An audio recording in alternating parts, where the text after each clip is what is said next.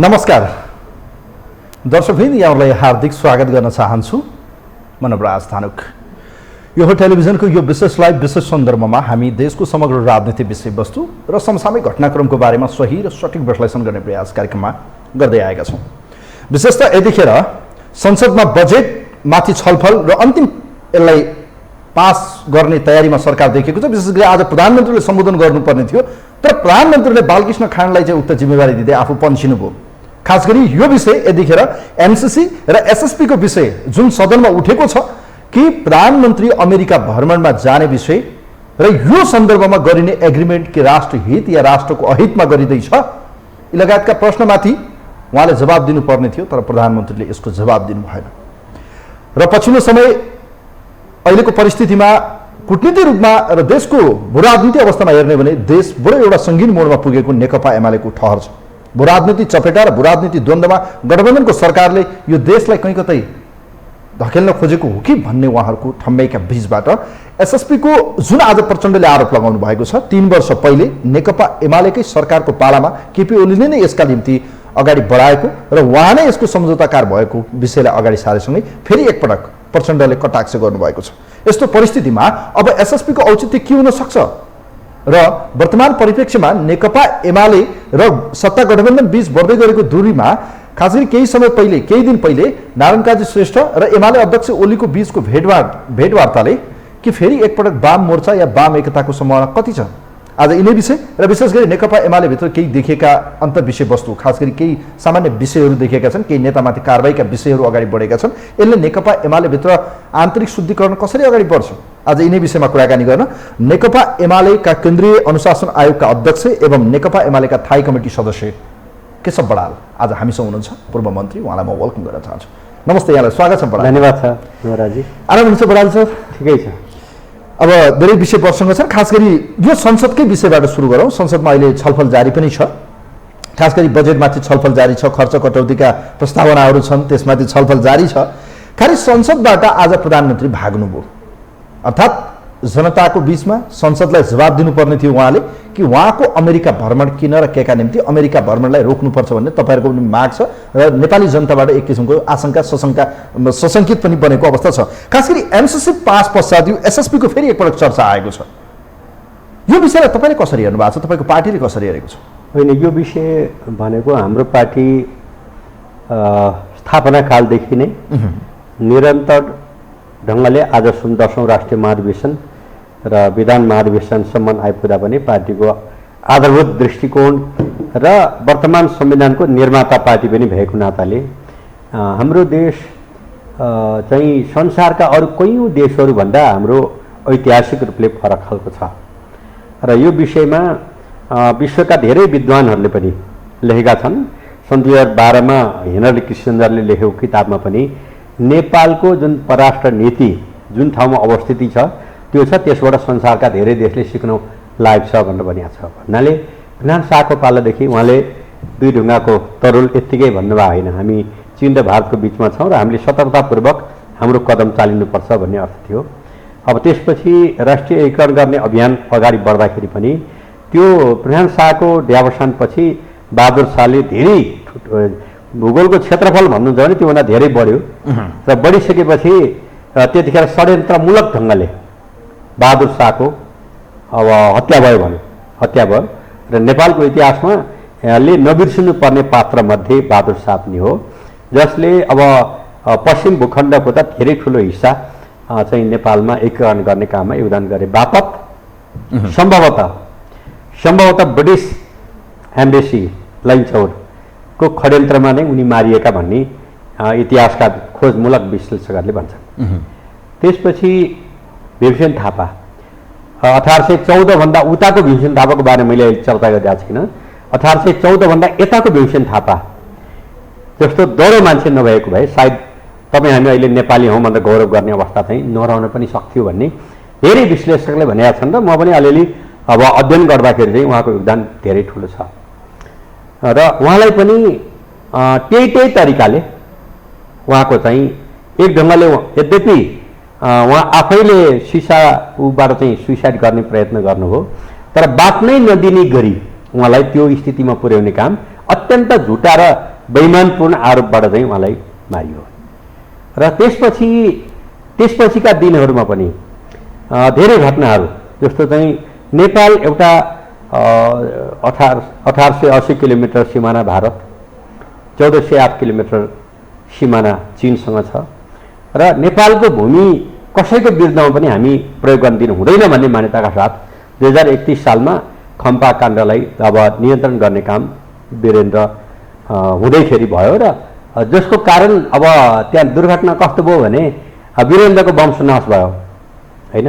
सँगसँगै भएका अरू कसैको केही हुँदैन, वीरेन्द्रको चाहिँ सानो 2 वर्षे नानी पनि बत्दैन र अब त्योभन्दा पहिले भन्दाखेरि चाहिँ मदन भण्डारी होइन, अब त्यसको चाहिँ दसी भएको एकजना मान्छे अब माओवादी मित्रहरूले नै मारे, अमर लामा, त्यो खालको भयो। र अहिले पनि जतिखेर नेपाल धेरै अप्ठ्यारो अवस्थामा पुगिरहेको थियो त्यो स्थितिमा नाकाबन्दी महाभूकम्पले 10 खर्ब क्षति भएको तथ्याङ्क रिसर्चबाट देखा परेको छ र चाहिँ नाकाबन्दीले 15 खर्बको यो देशलाई क्षति भयो। र त्यो स्थितिमा पनि राष्ट्रलाई उभिउन अगाडि बढाउनको निम्ति केपी ओली सहमत हुनुभयो। र त्यति मात्र होइन, राजा महेन्द्रको बेलामा पनि पारमान सन्धि चीनसँग गर्ने पटक पटक प्रयत्न भएको, यो कृष्ण विष्टजीको उहाँ अहिले हुनुहुन्न तर उहाँले बताउनु भएको त्यो उहाँ बिरामी भएको अन्तिममा हामी अब बिरामी हेर्न भनेर केपी ओली, जेएन खनाल, म लगायतका हामी गएको थियौँ त उहाँले अब देश बच्यो भन्नुभएको थियो। त्यो भयो। यसले गर्दा जसले जसले राष्ट्रियताको सवालमा डरसित चाहिँ अडान लिन्छ त्यो व्यक्ति, त्यो पार्टीमाथि, त्यो समूहमाथि चाहिँ आक्रमण हुने क्रम जारी छ। त्यसले गर्दा चाहिँ सवाल के हो भने नेकपा एमालेको जन्मकालदेखि कर्ण पुष्लालले नेतृत्व गर्नुभएको यो कम्युनिस्ट पार्टी, मनमोहन प्रथम महाधिवेशनबाट निर्वाचित मनमोहन अधिकारी र त्यसपछि तेस्रो महाधिवेशनका महासचिव चाहिँ तुलसीलाल अमात्य, चौथो र पाँचौँ महाधिवेशनका महासचिव मदन भण्डारी, भने यो चाहिँ राष्ट्रियताको सवालमा र समृद्धिको सवालमा तुलसीलालले बार बार के भन्नु थियो भने आर्थिक रूपले स्वाधीन भइएन भने राजनीतिक रूपले स्वाधीन हुन कठिन हुन्छ। उहाँले प्रत्येक जङ्चरमा उहाँले नछोड्ने शब्दमध्ये हो यो। भनेपछि अहिले पनि केपी ओलीले समृद्ध नेपाल सुखी नेपाली भन्ने अभियानलाई र यो देशको मुर्झाएको सपनालाई ब्याउँझाउनुपर्छ। नेपाली युवाहरूमा हाम्रो देशको सम्भावना छ, विकास सम्भावना छ, समृद्धि सम्भावना छ र निराश भएर पलायन कोही हुनु हुँदैन भन्ने कुरालाई सबभन्दा जोरदारमा उठाउनु भयो। तर उठाए बापत चाहिँ उहाँ पनि बिचमै हट्नुपर्ने परिस्थिति भयो। पनि यही जङ्चरमा तपाईँले उठाउनु भएको प्रश्न र नेकपा एमाले राष्ट्रिय स्वाधीनता, राष्ट्रिय एकता, राष्ट्रिय अखण्डता, सार्वभौमिकता, लोकतन्त्र र समृद्ध नेपाल सुखी नेपाली पक्षमा र वर्तमान संविधानको प्रस्तावना, धारा 4 लगायतले समाजवाद उन्मुख अर्थव्यवस्था निर्माण गर्ने कुरा र चाहिँ धारा 50, धारा 51ले अगाडि सारेको कुरामा जोडबलका साथ अगाडि बढिरहेको बेलामा तर हाम्रो पार्टी कुनै पनि संसारको कुनै पनि देशसँग भैरभाव गर्न चाहँदैन। तर हाम्रो दुई छिमेकी देशको संवेदनशीलतालाई बिर्सेर क्षणिक लाभको निम्ति हामी कहीँ कतै चाहिँ हामझाम गर्नु हुँदैन। त्यसले प्रकारान्तरले राष्ट्रिय स्वाधीनतामा, राष्ट्रिय एकतामा अप्ठ्यारो हुन्छ भन्ने अठोटमा छ। र यो मामलामा अब अहिले जुन स्टेट पार्टनरशिप प्रोग्राम यो हिजो अब केपी ओलीको सरकारलाई अविश्वास प्रस्ताव राखेर ढालेपछि शेरबहादुर र प्रचण्डजीको संयुक्त सरकार थियो 17मा, त्यतिखेर नै एमसिसीको सम्झौता भयो। ज्ञानवारजी हस्ताक्षरकर्ता हुनुहुन्छ, मेरा मित्र, उहाँ चाहिँ अब संसदमा संविधान सभा हामीसँग एउटै समितिमा थियौँ। र त्यसपछि अब अहिले त्यस विषयमा ढाकछोप गर्नको निम्ति धेरै कुराहरू 12 बुँदे कुनै के पास गर्नुभयो तर अहिले आइराखेका छ अनेक खालका कुराहरू होइन। उच्च हिमाली भेगमा होइन तालिम केन्द्र स्थापना गर्ने कुनै के भनिन्छ। अब यसलाई होइन यो विषय भने त डिसास्टर म्यानेजमेन्टको निम्ति हो भन्दा संसारमा महाविपत्ति भएको बेलामा कुनै दुई देशले सम्झौता गरिरहनु पर्दैन। महाविपत्ति जहाँ हुन्छ होइन, नेपालले पनि संसारका विभिन्न देशमा महाविपत्ति हुँदाखेरि आफ्नो हैसियत अनुसारको आर्थिक भौतिक योगदान गरेको छ र युएनमा हाम्रो मिसन गएर पनि त्यहाँको शान्ति कायम गर्नको निम्ति निरन्तर धेरै वर्षदेखि अगाडि बढेको छ। त्यसको निम्ति चाहिँ विशेष सन्धि संस्थाहरू गरिरहनु पर्दैन। तपाईँलाई आपत परेछ होइन, अब मेरो घरमा आगलागी भयो त्यो निभाउनुको निम्ति तपाईँको र मेरो समझौता भइरहनु पर्दैन। तपाईँको इमर्जेन्सी हो, जतिखेर पनि आउँछ। तपाईँको स्वतः कर्तव्य ह्युमेन बिङ भएको नाताले तपाईँको कर्तव्य हो। ह्युमेन बिङ नै होइन भने त बेग्लै कुरो हो। हरेक ह्युमेन बिङले के गर्छ भने एकले अर्कालाई कोअपरेसन गर्ने। यो अहिले जस्तो स्टेट प्रोग्राम पार्टनरसिप जुन किसिमले आउँदैछ, पार्टनरसिप प्रोग्राम, यसमा विवाद आयो। सत्ता पक्षको एउटा धारणा छ, प्रतिपक्षको एउटा धारणा छ, राष्ट्रियताको सवालमा आवाज उठाउनेहरू एउटा पक्षधर हुनुहुन्छ, अर्को पक्षधर यो देशमा चाहिँ विकास गर्नुपर्छ भन्ने पक्षधर हुनुहुन्छ। जसरी अहिले आज एमसिसी प्रति हामी सशङ्कित बनेका थियौँ, खास गरी यो इन्डो पेसिफिकको अङ्ग हुन्छ है, भोलि यो पास भयो भने यसले गएर भोलि चाइनाका विरुद्ध या नेपालको भूमि प्रयोग हुन्छ कि भन्ने आशंका थियो। भलै त्यसलाई चाहिँ जोरबल गरेर भए पनि उहाँहरूले गठबन्धनले पास गर्नुभयो। अहिले आएर स्टेट पार्टनरसिप प्रोग्राममा चाहिँ नेपाली सेना र अमेरिकी सेनाको चाहिँ यसमा जोइन्ट रूपमा चाहिँ गतिविधि गर्ने, कैयौँ सामग्रीहरू दिने, भनौँ न यसलाई चाहिँ अब विभिन्न गतिविधिमा जाने भन्ने, सेना पनि खण्डीकरण गर्छ, यसको भनौँ न खण्डन गर्छ। सरकारका प्रमुख लगायत सरकारका महत्त्वपूर्ण मन्त्रालयको, परराष्ट्र मन्त्रालयको मन्त्री भन्नुहुन्छ कुनै पनि यस्तो किसिमको सन्धि सम्झौता भएको छैन, गरिन्न पनि। तर अमेरिका भन्छ नेपालले 3 वर्ष पहिले नै यो प्रस्तावना गरेको हामीले स्वीकार गरिसक्यौँ, अब यसका विषयमा चाहिँ धेरै बोलिरहनु परेन, समय आएपछि यसलाई कार्यान्वयनमा जाउँला। यो भएको चाहिँ के किन झुट बोलिन्छ हामीमाथि? होइन, यसबारेमा पहिलो नम्बरमा त नेपाली त्यहाँ प्रश्न के आएको छ भने नेपाली सेनाले 15 र 19मा सम्झौता गर्यो भन्ने हल्ला जुन बाहिर आछ, त्यसबारेमा सैनिक क्षेत्रबाट त्यसको हिजो नै त्यसको विधिवत खण्डन आइसकेको छ। र नेपालमा यहाँनिर मैले अलिकति चाहिँ बताउनु पर्यो नवराजीलाई मार्फत आम नेपाली दाजुभाइ दिदीबहिनीको बिचमा कि नेपालको राष्ट्रिय स्वाधीनता र राष्ट्रिय एकतालाई अगाडि बढाउनुको निम्ति राज्य सत्ताका सबै अङ्गलाई पङ्गु बनाउनु पर्छ भन्ने एउटा शक्ति छ। नेपाली पनि छ, बाहिरका पनि छ, होइन? किन अदालतलाई परमादेशको घोषणाबाट अदालतप्रतिको विश्वास आम जनताको निम्ति हाम्रो पार्टी त अदालतले गरेको फैसला जतिसुकै त्यो अनहुने खालको असंवैधानिक खालको भए पनि हामीले त्यो मानेका छौँ, बेग्लै कुरो हो। तर के भयो भने अदालतप्रतिको जुन विश्वास हो नि, परमादेश बनाएर यति घन्टाभित्र फलानालाई प्रधानमन्त्री बनाऊ, संसद पुनर्स्थापन हुनसक्छ बेगर आदि इत्यादि, त्यो विगतदेखि हुँदै आएको कुरो कुनै ठुलो कुरो होइन। तर यति घन्टाभित्र फलानालाई बनाएनौ भने भन्दा चाहिँ त्यहाँनिर राष्ट्राध्यक्षमाथि समेत पनि थ्रेट दिने गरी अदालतले फैसला गर्यो, अदालत विवादमा फस्यो। अब सैनिक क्षेत्र नेपालको यो सिङ्गो रिजनमा सबभन्दा पुरानो इतिहास भएको नेपाली सेना हो, सिङ्गै रिजनमा। तपाईँ भन्नुहोस् न, होइन?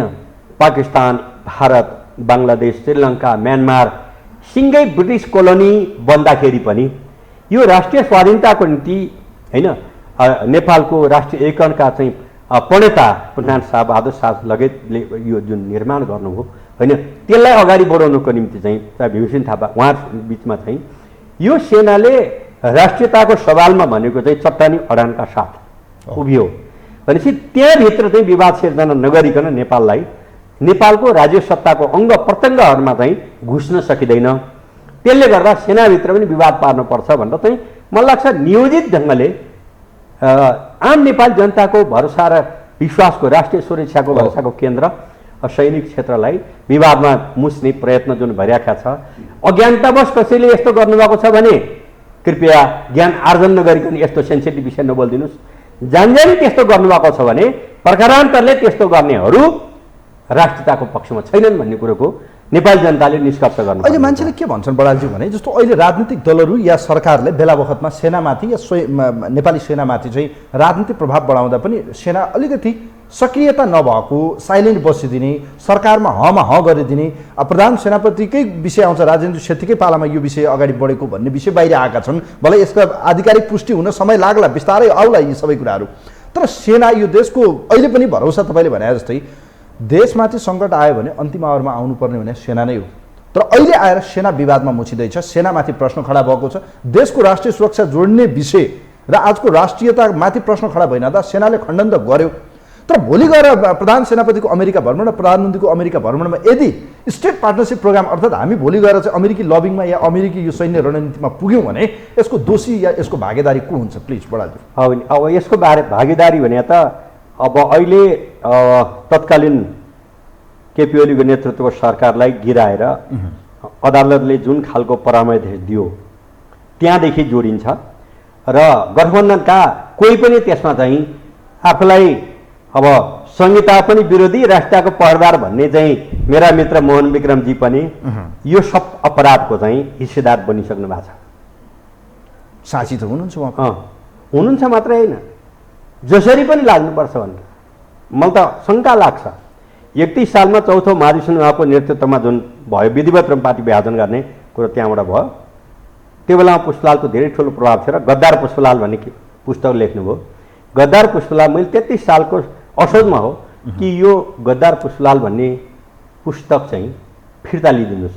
किन पुष्पलालले होला तपाईँको नजरमा गल्ती गर्नुभएको त होला, तर पुष्पलाल गद्दार होइन है। पछि त उहाँहरूले खण्डन पनि गर्नुभयो धेरै पछि। तर जतिखेर गतिवान ढङ्गले मोमेन्ट अगाडि बढाएको थियो त्यतिखेर चाहिँ गद्दार पुछार लेखेर अब चाहिँ कोर्समै आफ्नो पङ्क्तिको कोर्समै राख्ने काम गर्नुभयो। त्यसले गर्दा झोक चल्दाखेरि कुनै पनि व्यक्तिमाथि, कुनै पनि लिडरसिपमाथि, कुनै पनि निर्णयमाथि यसरी कुरा उठाउनु, इमोसनमा कुरा उठाउनु हुँदैन होइन। एउटा कुरामा यसमा यो गत 2 वर्षले यता त्यसमा पर्याप्त ध्यान गएन र अहिले जुन तपाईँले उठाउनु भएको यो विषय छ होइन, अब जाँदै हुनुहुन्छ के गर्नुहुन्छ भन्ने कुरो, यसबारेमा म एउटा सन्दर्भ अब तपाईँको समय थोरो होला। 2048 को आम चुनाव सम्पन्न भएपछि चाहिँ मङ्सिरको 18 देखि 21 सम्म तत्कालीन प्रधानमन्त्री गिरिजाबाबुको चाहिँ भार भ्रमण थियो र त्यो बेलामा विभिन्न खालका कुराहरू आएको आधारमा मदन भण्डारीकै उपस्थितिमा होइन संसद दलको बैठकमा हामीले अब त्यहाँ चाहिँ मदन भण्डारीको अगुवाईमा चाहिँ 12 पृष्ठ लामो 20 बुँदे सुझाव हामीले दियौँ। यस्तो यस्तो सम्भावना हुन्छ र त्यसमा गर्नु होला, सतर्क यसो गर्नुपर्छ भनेर त्यो हाम्रो टोली नै गएर गिरिजाबाबुलाई जानुभन्दा पहिले मलाई लाग्छ 18 गते हिँड्ने थियो, 5-6 दिन पहिले नै हामीले उहाँहरूलाई बुझायौँ है। तर उहाँले टनकपुर सन्धि भनेर गरेर आउनुभयो र हाउसमा चाहिँ के भयो भनेपछि चाहिँ समझदारी गरे हो सन्धि होइन भन्नुभयो र 8.5 घन्टा उभिएर हामीले नारा लगायौँ लगातार संसदभित्र। मनमोहन बादेखि लिएर हामी सबै, उहाँ त्यतिखेर 73 वर्ष भइसक्नु भएको थियो, उभिएर नारा लगायौँ र पछि के भयो भने समझदारी होइन रहेछ सन्धि भएको रहेछ। तर सुगौली सन्धि यता होइन बाँके बर्दिया कैलाली कञ्चनपुरको जङ्गबहादुरको बुद्धिमत्तापूर्ण प्रयत्नबाट आएको बाहेक इन्डिया अब ब्रिटिस इन्डिया हो भनौँ अथवा स्वतन्त्र इन्डिया भनौँ, नरसिंह राव इन्डियाको प्राइम मिनिस्टर थिए, नेपालको गिरिजा हुनुहुन्थ्यो। 1 वर्षभित्र हाम्रो धेरै सङ्घर्ष भयो, 15-16 जना हाम्रो साथीहरूले ज्यान गुमाउनु भयो, घाइते अपाङ्ग भएको त अहिले पनि हुनुहुन्छ। र त्यसपछि चाहिँ के भयो भने अब त्यो टनकपुर बाँधको पूर्वी तटभन्दा 577 मिटरको एप्लक्स बन्ड त्यो नेपालको सार्वभौमताभित्र पर्छ भन्ने कुरो आयो। त्यसपछि 3 क्युमेक पानी भनेको ठाउँमा 7 क्युमेक पानी अलिकति भए नि बढ्यो। त्यसपछि महाकाली नदीमा बगेर ल्याउने दाउरा टिप्ने दुइटै देशको बराबरी अधिकार भन्ने आयो। यस्ता यस्ता 5-6वटा बुँदा करेक्सन भयो भन्दै त्यो भएको छ। अहिले पनि मेरा मित्र शेरबहादुरजीलाई म अनुरोध गर्न चाहन्छु, 48 मा हामी संसदमा सँगै थियौँ र चाहिँ उहाँलाई अब यो उमेरमा राष्ट्रमाथि द्रोह गर्यो भनेर हामीले बोल्नु नपरोस् है। अब अरू कसैलाई म शङ्का छ तपाईलाई? भन्नाले अब यो एसपीपी को जुन बजार गरमाएको छ, आज हाउस गरमाएको छ, त्यसमा अर्का 3 वर्ष एउटै कमिटीमा बसेर काम गरेका मेरा मित्र प्रचण्डजीले चाहिँ केपी ओलीको बेलामा भएको भनेर भन्नुभएको छ होइन। अब त्यसको चाहिँ फेरि ईश्वर पोखरेलले इमिडिएट उहाँले बोलेको चाहिँ केही मिनट पछि हाउसमा आजै होइन र त्यसको ल या त्यो प्रमाण ल्याऊ अनि मात्रै अगाडि बढ भनेर भन्नुभएको छ। त्यस्तो होइन भन्नाले विगतमा त्यस्तो सम्झौता केही पनि भएको छैन। अब यो एमसीसीको बारेमा केपी ओलीको सरकारलाई प्रचण्डजीका 9 जना चाहिँ छानी मन्त्रालय उहाँहरूकै थियो, संयुक्त सरकार थियो एमालेको र उहाँहरूको अविश्वास प्रस्ताव राख्नुभयो ढालेर। शेरबहादुरजी र प्रचण्डजीको संयुक्त सरकार भएकै बेलामा एमसीसी चाहिँ सम्झौता भयो। अब यो बारेमा त हस्ताक्षरकर्ता ज्ञानबहादुरजी हुँदै हुनुहुन्छ, उहाँले भन्नु पनि भएको छ यो बारेमा। र त्यसपछिको सरकारले त्यो बारेमा के गर्यो, हाउसमा किन लग्यो भन्ने कुरो। हाउसमा लगेर त राम्रो भयो नि त, तिनको 14 लाख नेपाली जनताले थाहा त पाए नि त, नत्र खुसीको पास गर्ने उहाँहरूको योजना त सफल हुन थिएन नि त। त्यसैले हाउसमा लानु भने त जनताको जनप्रतिनिधिमूलक संस्था, सार्वसत्ता सम्पन्न जनताले अधिकार दिएको ठाउँमा त्यहाँ लगेर त गल्ती भएको होइन भन्दाखेरि चाहिँ त्यहाँ लगेको बारेमा पनि आलोचना भयो। खुसुक्क गर्नु पर्थ्यो संसदमा किन लग्या भन्ने पनि यो देशका चाहिँ आफूलाई बुजुर्ग भन्न चाहने, आफूलाई विश्लेषक भन्न चाहने, विद्वान भन्न चाहने मैले नाउँ लिन चाहन्न, मेरा मित्र मेरो उहाँहरूको तस्बिर मेरो आँखा अगाडि अहिले आछ। उहाँहरूले त्यो संसद लगाएर बर्बाद भएको भन्ने कुरो भयो। खुसुको गर्न चाहिँ हुन्थ्यो भन्ने खालका कुराहरू गर्नु हुँदैन भन्दाखेरि ठिक बेठिक जे भए पनि पार्लियामेन्टले गर्ने कुराहरू भनेको पार्लियामेन्टको भयो। अब त्यसमा चाहिँ के भयो भने जसले त्यही एमसिसीको त्यो संसदमा लगे बापत चाहिँ चिथोर चाथोर गर्दै केपी ओलीको नेतृत्व सरकार हटाउनको निम्ति चाहिँ बुढानले कण्ठमा रुँदै गएर त लौ न शेरबहादुरजी तपाईँ भइदिनु पऱ्यो, मेरो अध्यक्ष हटाइदिनु पऱ्यो, तपाईँ भइदिनु पऱ्यो भन्नुभयो। उहाँहरू नै फेरि विरोधमा थिए। अब त्यो बातमा तोडफोड पनि गर्नुभयो, पछि उहाँहरूले पास गरेर ल्याउनु भयो भन्दाखेरि यस्ता कुराहरूमा पहिलो नम्बरमा त म अनुरोध गर्न चाहन्छु नवराजी, यो फरेन मामिला भनेको चाहिँ यस्तो चाहिँ गल्ली गल्लीमा बहस हुने विषय होइन। जुनसुकै विचार भएका नेपाली हो भने नेपाली हो भने उसले राष्ट्रको सवालमा एक ठाउँ हुनुपर्छ होइन।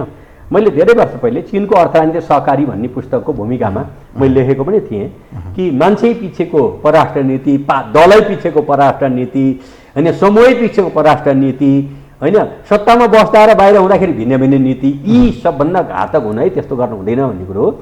यस्तो मामला भनेको चाहिँ यो दलहरूको बिचमा चाहिँ बहसको विषय बन्ने भन्दा पनि राष्ट्रिय रूपमा चाहिँ अगाडि बढ्नुपर्छ र परराष्ट्र मामला सम्बन्धमा रिसर्च गरेर प्रकाशित भएका डकुमेन्टको आधारमा चल्नुपर्छ।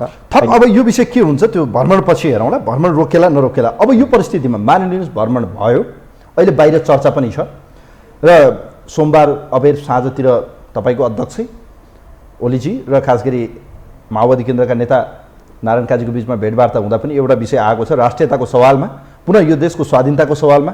यो देशमा वाम गठबन्धन वाम एकतालाई फेरि एकपल्ट चर्चाको र बहसको विषय उहाँहरूले उठान गर्नुभएको छ। यो विषय बाहिर आएको छैन तर बाहिरी चर्चा सतहमा आएको विषय, मलाई उहाँ यसको आधिकारिकता छैन हामीसँग।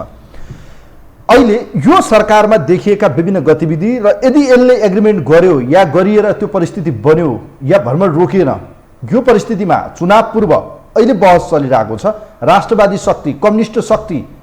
मसँग बिहान रेडियोमा भन्दै हुनुहुन्थ्यो सिपी मैनालीजीले, प्रचण्ड, माधव नेपाल र ओलीजीले गल्तीलाई रियलाइज पछि गर्नुलाई तर अहिले बनाएर देउबाजीलाई फाल्नुहोस्, तपाईँहरू एक हुनुहोस्, यो सम्भावना कति छ प्लिज?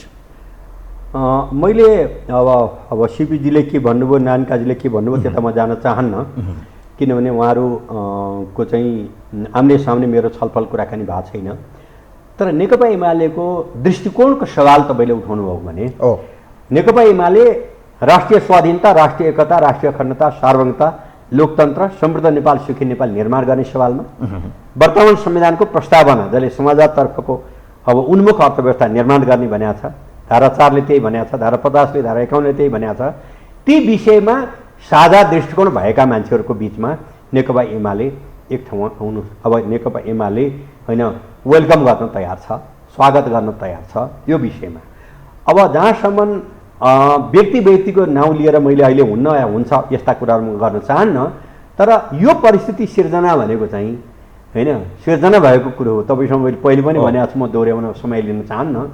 अब जेठ 31 गते लिम्पियाधुरा लिपुले कालापानी नक्सा पास हुन्छ, त्यसपछि बसेको 40औं बैठकमा आजै केपी ओली चाहिँ अध्यक्ष र प्रधानमन्त्री हट्नुपर्छ भनेर चाहिँ जुन जुन मान्छेले भन्नुभयो र त्यसकै श्रृङ्खला अनुसार अहिले जुन गतिविधि दुःखद खालका तमाम गतिविधिहरू भइराखेका छन् र त्यो स्थितिलाई रियलाइज सबैले गर्दै हुन्थ्यो भन्ने मेरो चाहना हो। तपाईँको मिडिया मार्फत महसुस गरे हुन्थ्यो। त्यसले गर्दा अब मैले तपाईँलाई कुटेको छु होइन, अनि दुइटै बराबरी हो भन्ने ढङ्गले चाहिँ न्यायाधीशको रूपमा उभिएका अरू कोही नेताले पनि नभनिदिनु म अनुरोध गर्न चाहन्छु होइन।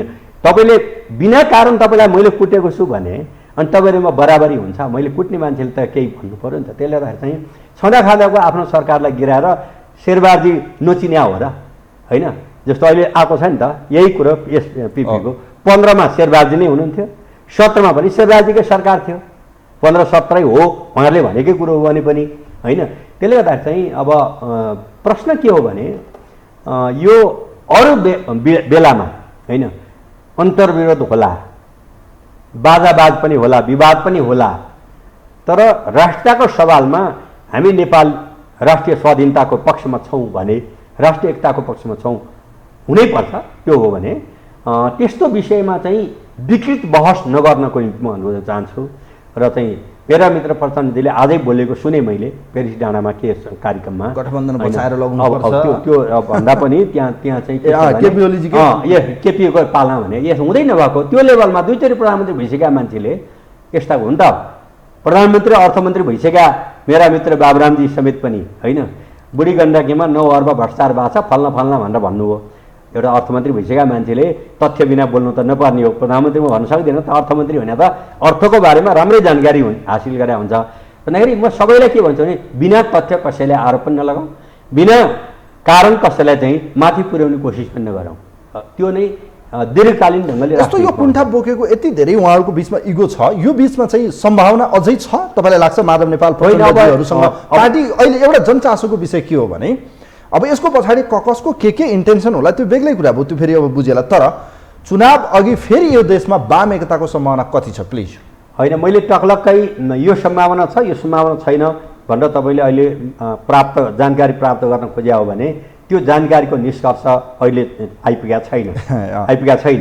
तर म के भन्छु भने त समग्रमा, किनभने अब यो नेकपा बन्दाखेरि 3 वर्ष एउटै थाइसुले बसेर काम गरेका मान्छे मध्ये अहिले तपाईँले नाउँ लिएका नामहरू पर्नुहुन्छ। प्रधानजी भने पनि होइन, नानकाजी भने पनि, अरू भने पनि। अब माधवजीहरूसँग त 38 वर्ष एउटै कमिटीमा बसेर काम गरेको मान्छे हो म। त्यसले गर्दा चाहिँ प्रश्न के हो भने एउटै स्कुलिङबाट हुर्केका मान्छेहरू मध्ये अल्मलिएका मान्छेहरूलाई म सबैलाई भन्छु आउनुहोस् एमालेमा। एमालेको विकल्प छैन। एमाले बाहेकले यो सबै समस्याहरू ठेक्न सक्दैन। योगदान कसैको छैन म भन्न चाहन्न, त्यो हुँदा पनि होइन, योगदान अरूको पनि छ। तर समग्र हिसाबले चाहिँ राष्ट्रिय स्वाधीनता, राष्ट्रिय एकता, राष्ट्रिय अखण्डता, सार्वभौमिकता, लोकतन्त्र र समृद्ध नेपाल, सुखी नेपाल निर्माण गर्ने र समाजतर्फको यात्रामा सशक्त अगाडि बढ्नको निम्ति चाहिँ हाँक्न सक्ने इन्स्टिट्युसन कुनै छ भने त्यो नेकपा एमाले हो। त्यसले गर्दा यसलाई कमजोर बनाउनु भनेको प्रकारान्तरले राष्ट्रियता कमजोर बनाउने कुरो हो। यति कुरो सबैले महसुस गरिदिनुहोस् भन्ने निवेदन गर्न चाहन्छु। एमालेको पनि भुलचुक छ भने करेक्सन हुनुपर्छ, मेरा कमजोरी छन् भने मैले पनि करेक्सन हुनुपर्छ। यसबारेमा म चाहिँ फेरि धेरै जिद्दी गर्ने पक्ष छैन।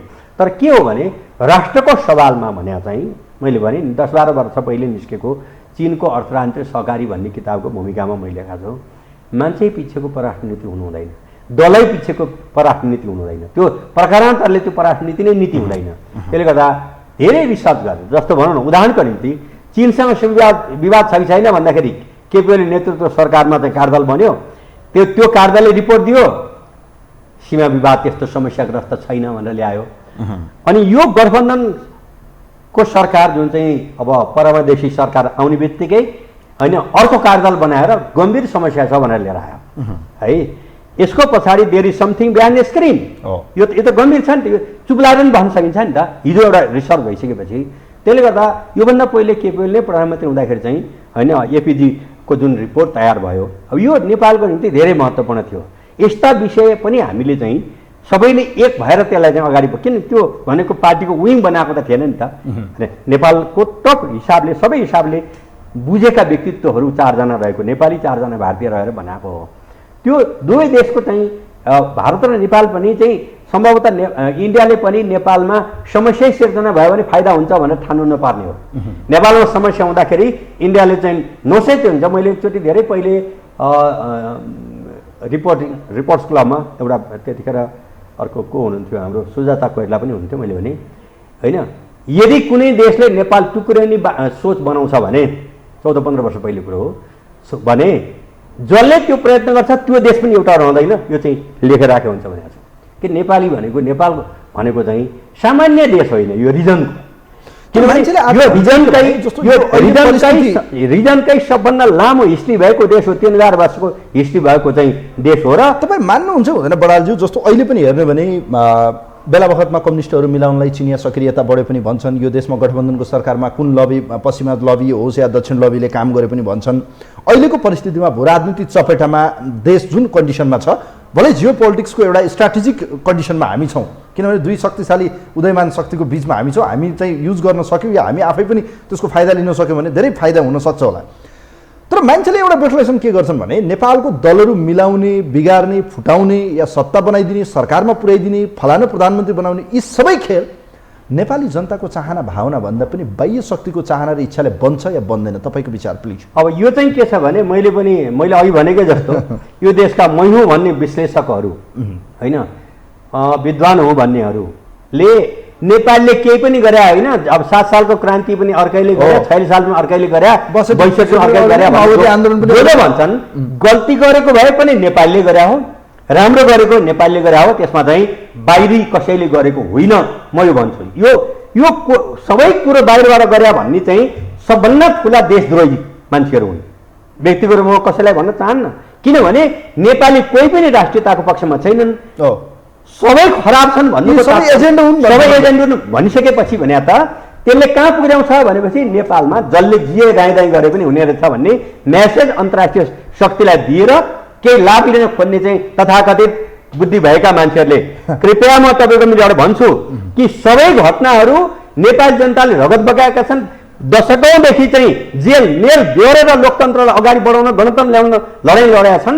त्यो सबै बाहिरको मात्रै कारणले हो भनेर जसले भन्छ, प्रकारान्तरले त्यो विचार भनेको प्रकारान्तरले देशद्रोही विचार हो, देशद्रोही विचार हो। त्यो राष्ट्रियताको पक्षमा त्यो हुँदैन, किनभने राम पनि खराब, श्याम पनि खराब, हरि पनि खराब, भयभरका खराब भन्नुको तात्पर्य यो देशमा असल मान्छे छैन भन्ने निष्कर्ष हो।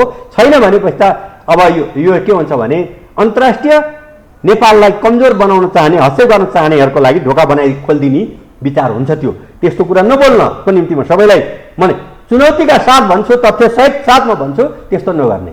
व्यक्तिगत रूपमा कोही खराब होला, कोही अपराधी होला, तर चाहिँ यी सबै घटनामा नेपाल आमाका सन्तानको रगत पसिना बगेर चाहिँ नेताहरूले आज बोल्ने भाषा नेपाली भाषा या भनौँ नेपाली जनताको साँच्चीकै वास्तविक भोइस हो कि तिनले बोल्ने भाषा चाहिँ कसैको चाहिँ प्यासिभ मात्रै हो उहाँहरू? होइन, म त्यसरी सबैलाई त भन्दै भन्दैन। मैले भनेका केही मान्छेहरूका कुराहरू हुन् ती होइन। मैले राजनीतिक दलहरूलाई चाहिँ के अनुरोध गर्न चाहन्छु, दलीय व्यवस्था हो यो, कि नजानेको कुरोहरू, तथ्य नभएको कुरो नबोल्नुहोस् र यदि त्यस्तो लाग्यो भने तथ्य हो कि होइन भने जजमेन्ट गर्नुहोस्, अनि मात्रै तपाईँको भनाइ। आज बोल्नुहुन्छ भोलि त्यो चाहिँ खारिज हुने कुराहरू होइन, नबोल्नुहोस्। हेर्नु, मैले चाहिँ अब चाहिँ गत 50 वर्षको मेरो राजनीतिक जीवनमा पुस्तिका आकारमा 16वटा प्रकाशित भएको छ। मैले लेखेको किताबमा कुनैमा क्षमा माग्नुपर्ने अवस्था एउटा पनि कसैले पनि भन्नुभएको छैन। तर कतिपय ठुल्ठुला नेता अहिले चर्चामा आएका, नाउँ लिन चाहन्न म, उहाँहरूले बोल्नु भएको, उहाँहरूले लेख्नु भएको, उहाँहरूको दस्तावेजले बोलेका कुरोहरू भनेको चाहिँ होइन 1 वर्ष पनि टिक्दैन, 6 महिना पनि टिक्दैन। यस्ता कुरा नगर्नु। यसले के हुन्छ भने प्रकारान्तरले आखिरमा नेतृत्व गर्न त नेताहरूले हो, नेताहरू नै बेठिक भइसके त्यो आफ्नै कुरो आफैले काट्ने भइसकेपछि अविश्वास बढ्छ। अविश्वसनीय शक्तिलाई अन्तर्राष्ट्रिय जगतले पनि हेप्छ। त्यसले गर्दा यसमा के छ भने हामी नेपालीहरूको संसारमा 193वटा राष्ट्र जुन संयुक्त राष्ट्रसङ्घका सदस्य छन् र संसारमा 216वटा जम्माजम्मी देशहरू छन् संयुक्त राष्ट्र सदस्य नभएको, स्विजरल्यान्ड पनि सदस्य छैन त्यहाँ। अनि कुनै पनि देशलाई हामीले बैरी मान्दैनौँ। तर हाम्रो 1408 किलोमिटर र चाहिँ 1880 किलोमिटर सीमा जोडेको 2 छिमेकी देशलाई चिड्याउने गरी, अप्ठ्यारो पार्ने गरी होइन, जस्तो हामीले लिम्पियाधुरा किन भन्यो, त्यो हामीले इन्डियालाई चिडाउन गरे होइन, त्यो त हाम्रै थियो। 2018 सालसम्म हाम्रै चर्चिरहेका थियौँ। पछि त्यो उहाँहरूले अकुपाई गर्नुभयो। त्यो हाम्रो भूमि सुगौली सन्धिले झन्डै 1/3 भन्दा बढी भूमि हामीले गुमायौँ। त्यो गुमाउँदाखेरि जहाँनिर थियो त्यति त मिच्नु भएन नि, भन्ने हाम्रो भनाइ हो। हाम्रो जायज माग हो। यसबारेमा मित्र राष्ट्र भारत चित्त हुनुपर्ने छैन। र मित्र राष्ट्र चीनलाई पनि म के भन्न चाहन्छु भने त्यो अब 3 देशको सीमा क्षेत्रको सम्झौता इत्यादि गर्दाखेरि होइन, नेपाललाई नसोधिकन अनुपस्थितिमा गर्ने कुरामा चीनको पनि त्रुटि भएको छ र त्यो करेक्सन हुनुपर्छ। ओके, अहिले मान्छेहरूले के भन्छन्, एउटा बाहिर राजनीतिक वृत्तमा विज्ञहरू, खास गरी परराष्ट्रका कूटनीतिज्ञहरूले भने यदि अहिलेको अवस्थामा दलहरूले चाहिँ राष्ट्रियताको सवालमा, यो देशको सभरेन्टीको सवालमा विचार पुर्याउने होइन, बाह्य हस्तक्षेपलाई रोक्ने होइन, जियो पोलिटिक्सलाई बुझ्ने होइन भने प्रकारान्तरमा केही समयमा नेपाल रहने या नरहने, कतिले यसलाई सिक्किम पनि होला भन्लान्, कतिले यसलाई युक्रेन जस्तो पनि बन्न बेर छैन भन्छन्, कतिले यो अफगानिस्तान जस्तो पनि बन्न बेर छैन भनिरहँदा बाह्य हस्तक्षेप रोक्नुपर्छ भन्ने आवाज उठिरहेको छ। तर दलहरूले यो बाह्य हस्तक्षेप रोक्ने कसरी? अब यसबारेमा दलहरू भनेर सबैलाई एउटै भाँडा पनि नहालिदिनुहोस्। अनि राष्ट्रिय सहमति चाहिन्छ भनेर मेरो भनाइ। मैले भने अब सबै दल उस्तै छैन, जस्तो तपाईँले युक्रेनको नाउँ लिनुभयो, युक्रेन यदि होइन नेटोमा सामेल हुन्न म भनेर डिक्लेयर गरे भए सायद यो घटना घट्दैन थियो कि? त्यही परिस्थितिमा घट्दैन थियो कि? भनेपछि अब छिमेकी राष्ट्रहरूको राष्ट्रिय सुरक्षा संवेदनशीलतालाई आफूलाई चित्त बुझ्दा मात्रै होइन कि चित्त नबुझे पनि त्यो संवेदनशीलतालाई सम्मान गर्नुपर्छ। जस्तो अस्ति चाहिँ अब यो एमसिसीको कुरो त उहाँहरूले पहिले नाटक गर्नुभएको छ, प्रधानमन्त्रीले पत्र लेख्नुभएको छ कार्तिकमै होइन, यी सब त छङ्गाछोर भइसक्यो, यी सबै कुराहरू देखिसक्यो। तर त्यो क्रमसँगै भनेको चाहिँ अब हामीले अन्तर्राष्ट्रिय युएनका कुनै एजेन्सी आउँदाखेरि हामीलाई कुनै हुँदैन, तर अमेरिकाको राष्ट्रपतिको इन्भोय बनेर होइन विदेश मन्त्री आउनुभयो र तिब्बती शरणार्थीको क्याम्पमा उहाँ जानुभयो होइन। यदि उहाँ चाहिँ भुटानी शरणार्थीको क्याम्प पनि जानुभएको भए तै समस्या हेर्न आएको भन्ने बुझिन्थ्यो। तिब्बती शरणार्थीको निम्ति भनेको चाहिँ मानवीय नाताले हाम्रो देशले एउटा सानो र पर क्यापिटा इन्कमको हिसाबले $1300 भएको देश भए तापनि शरणार्थीहरूको निम्ति बस्ने विभिन्न ठाउँमा म त हेर्नुहोस् 2028 सालमा चाहिँ शरणार्थी क्याम्पमा चाहिँ त्यहाँका शरणार्थीका विद्यार्थीलाई पढाउने भएर पनि 10 महिना जति पढाएको छु मैले। त्यहाँ केही अब घटना उहाँहरूको चाहिँ अलिकति चित्त बुझेन र मैले चाहिँ म यो ठाउँ पढाएर बस्नु हुँदैन भन्ने कुरो भयो पर्सनल्ली। भनेपछि मनाङमा भयो, पोखराको हेङ्जामा भयो, यहीँ चाहिँ ललितपुरमा भयो, विभिन्न ठाउँमा देशका अनेक भागमा शरणार्थी क्याम्प छन्। तर यो एउटा 1408 किलोमिटर सिमाना जोडिएको चाहिँ एउटा देशको संवेदनशील विषयमाथि चाहिँ घाउ कोट्याउने कामहरू त्यसबाट जुन गर्यो र यो अहिलेको सरकारले जुन त्यो ध्यान पुर्याएन, आउँदा दिनमा यस्ता गल्ती नगर्नको निम्ति म तपाईँको मिडिया मार्फत विनम्रतापूर्वक, ठिक छ तपाईँ हामी झगडा गरौँ, तर हाम्रो देशको स्वाभिमान र हाम्रो चाहिँ छिमेकी ठुला राष्ट्र 96 लाख वर्ग किलोमिटर क्षेत्रफल भएको र 1 अर्ब 40 करोड जनसङ्ख्या भएको चीन र 33 लाख वर्ग किलोमिटर र 1 अर्ब 35 करोड जनसङ्ख्या भएको भारत हाम्रो छिमेकी राष्ट्र हो। भारतसँग 1880 किलोमिटर र चीनसँग 1408 किलोमिटर जोडिया छ। यो छिमेकी राष्ट्रको स्वार्थमा होइन, राष्ट्रिय सुरक्षा स्वार्थमा हाम्रो भूमि मार्फत कुनै पनि अगाडि बढ्नु हुँदैन भन्ने कुरो मैले 2031 सालको घटना पनि सुरुमै बताइसकेँ, म दोहोऱ्याउन चाहन्न। भन्दाखेरि हामीले यो बिचमा रहेको देशले होइन संसारको कुनै पनि देशलाई हामीले बैरी ठान्नु पनि हुँदैन। अमेरिका पनि जस्तो भनौँ न 11 सालमा चाहिँ भयानक बाढी पहिरो आउँदाखेरि सहकारी चितवनको साथ राख्ने कुरामा चाहिँ अमेरिकन भोलिन्टियरको योगदान थियो। 2018 सालमा मलेरिया इराडिकेसन जुन तराईमा चाहिँ 3 पाथी चामल लिएर गयो भने 1 पाथी खाँदा बिरामी हुन्छ, 2 पाथी खाँदा सकिन्छ, 1 पाथी भए किरे खर्च पुग्छ भन्ने चलन थियो। मलेरिया इराडिकेसन गर्ने कुरो भयो।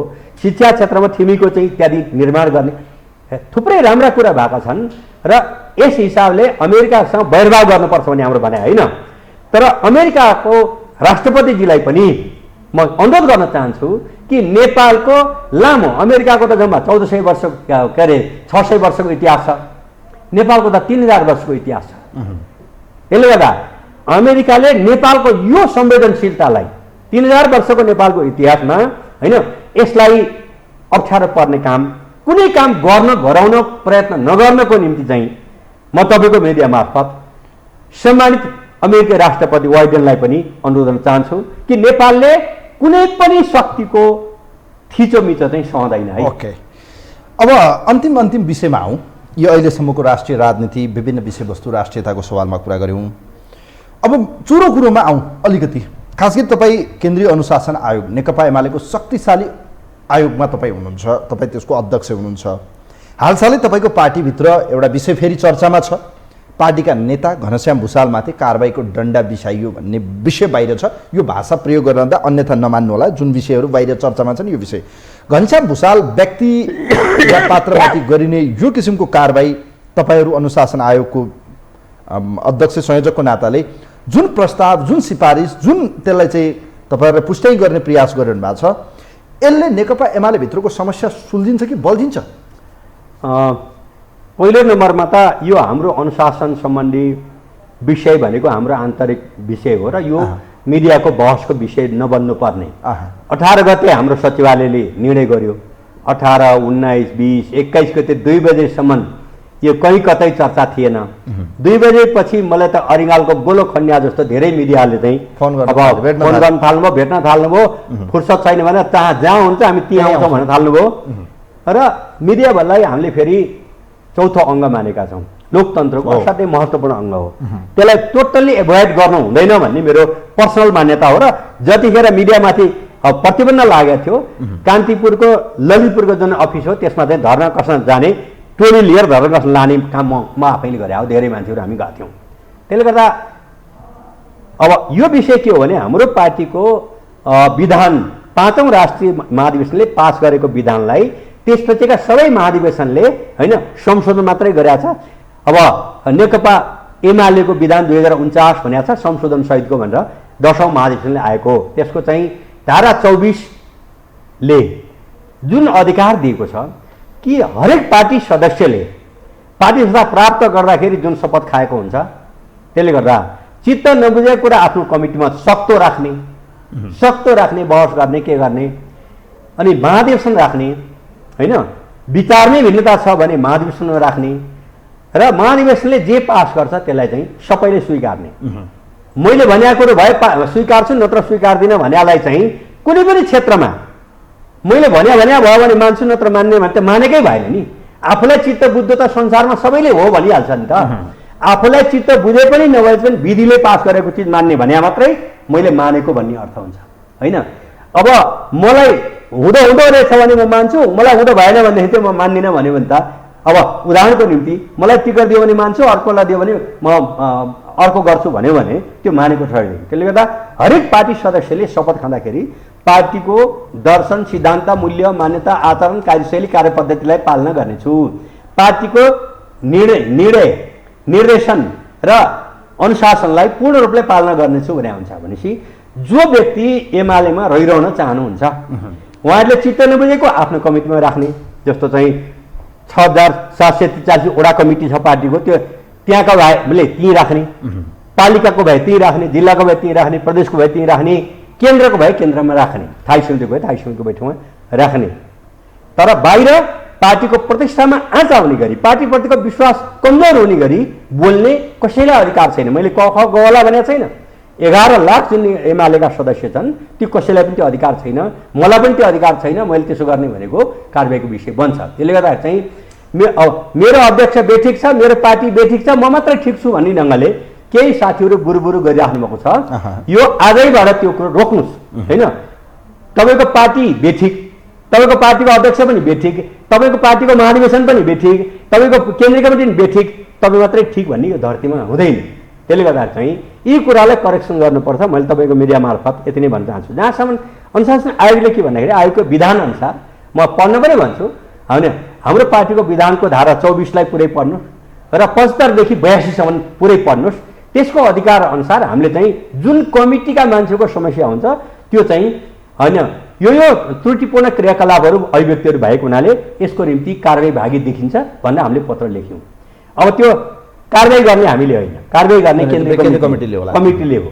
कारबाही भनेको चाहिँ बोलाएर चाहिँ यस्तो अवधि नगर्नुहोस् है भनेर विदा गर्नै सक्छ होइन, लिखित स्पष्ट गर्न सक्छ, 15 दिनको निलम्बन पनि गर्न सक्छ। यी तमाम खालका कुराहरू हुन्छन्। त्यसले गर्दा चाहिँ कुनै संस्थागत रूपले पार्टीले गरेका, पार्टीको आधिकारिक निकायले गरेका कुरालाई होइन त्यो अन्यथा ढङ्गले विश्लेषण गर्दै हिँड्ने काम कसैले नगर्नको निम्ति अरू बाँकीलाई पनि म अनुरोध गर्न चाहन्छु। अहिले मान्छेले के भन्छन् भने अन्तिममा घनश्याम भुषाल लगायतका व्यक्ति या घनश्यामजीमाथि अहिले जुन किसिमको तपाईँहरूले कारबाहीको सिफारिस गर्नुभएको छ, यदि यो कारबाही भयो भने पार्टी फेरि एकपटक सङ्कटमा पर्छ, पार्टी फुट्छ भन्छन् मान्छेले। यो कति सत्य हो प्लिज अन्त्यमा? होइन, पार्टीलाई चाहिँ ठिङ्गुरो पार्छु भनेर कसिएर कोही लाग्ने अनि त्यसपछि चाहिँ उहाँहरूलाई पूजा गर्नुपर्छ भन्ने कुरो नभन्नु न। मलाई के विश्वास छ भने अस्ति एउटा चाहिँ कान्तिपुर हेडलाइनर्समा उहाँको अन्तर्वार्ता मैले A to Z सुने, त्यो टिप्पणी गर्नुपर्ने, विरोध गर्नुपर्ने कुरो मैले भेटिनँ। भन्दाखेरि उहाँ सुध्रेर आउने हो। उहाँले चाहिँ हिमालय टेलिभिजनमा जुन विचार व्यक्त गर्नु हो त्यस्ता कुराहरू आउँदा दिनमा झुकिएर पनि व्यक्त नगर्नुहोस् होइन, मैले भन्नुपर्दा। किन म 38 सालदेखि राम्रैसँग जान्दछु उहाँलाई होइन, त्यो हो। त्यसले गर्दा उहाँले गल्ती पनि गर्ने अनि फेरि ठुल्ठुला कुरा आफै गर्ने कुरो गर्नुभयो भने प्रकारान्तरले हेर्नुहोस् अहिले थै तपाईँलाई गर्छन् कि एमाले कमजोर पार्नको निम्ति एकजना मान्छे पनि खुस्काउन सकियो भने फाइदा हुन्छ भन्दा देश दुनियाँका रियाक्सनरी फोर्सेस लागेका छन् होइन। त्यसको थैमा तपाईँ प्रभावित नबन्नको लागि म अनुरोध गर्छु, कोही पनि नबन्न म अनुरोध गर्छु। तपाईँले कारबाही गर्यो भने घनश्यामजीहरू बसिरहनु हुन्छ लाग्छ?